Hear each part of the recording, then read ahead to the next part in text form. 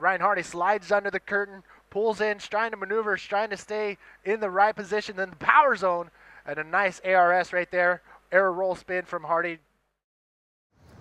I first came to Arica in 2002, before the event had started. I'd only come up here for 4 days, but every day that I was here, it was pumping between 4 to 8 foot. Really good El Gringo, perfect conditions every morning.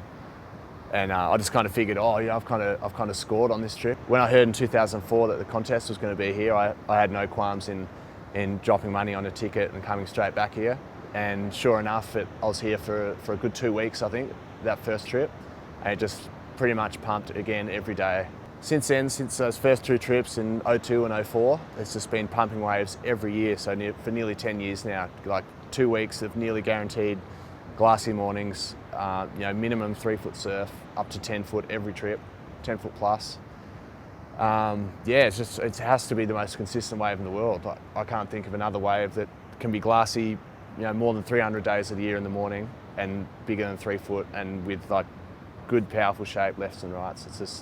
It's incredible that we've got a contest here, and I hope it goes on as long as my career lasts. It's an amazing event to have on tour. The final day here was, I think, the best competition that's been held here so far in Arica. Just in the quarterfinals onwards, in some of the heats that were going down, and the waves were 6 to 8 foot plus, up to 10 foot. Like sick barrel rides happening. Ben Player was looking real good throughout the whole event, and he just suddenly hit a wall of bad luck against Wingy, and Wingy turned it on the semis. And then Tamaga just turned on a performance that just really was beyond the capabilities of all the other riders at this event, I think. He just had an extra notch of aggressiveness and just sheer craziness. I mean, going for that roll in a 6 foot plus section on the end where the dry rocks pop up that no one even bothers going near there to try and move, or even just pulling off a wave was just absolutely stupid.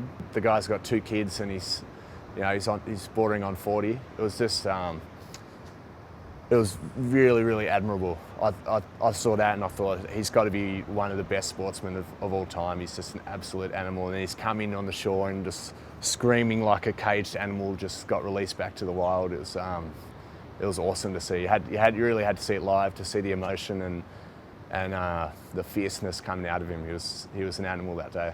Well, yeah, we've got about a 2-month break now since the Chile comp, and we've had the 3 comps, pipe, box, Chile.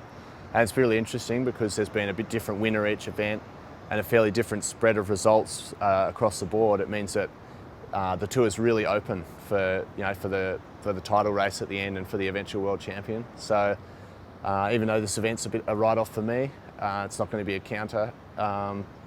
There's still hope for me, and there's still hope for a lot of the riders on tour.